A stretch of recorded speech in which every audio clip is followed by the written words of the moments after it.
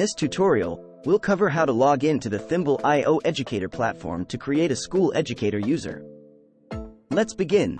First, go to educator.thimble.io and log in to your registered account.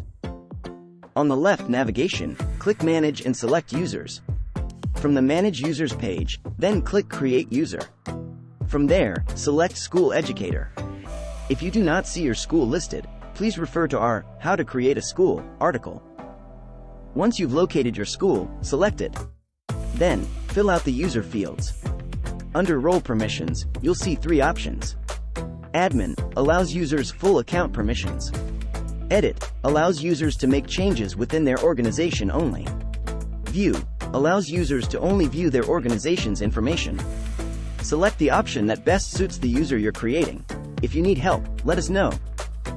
Once complete, click Save Details and confirm you'd like to create the user. Congratulations! You created a School Educator user. If you run into any issues, please check out the knowledge base or reach out to our customer success team.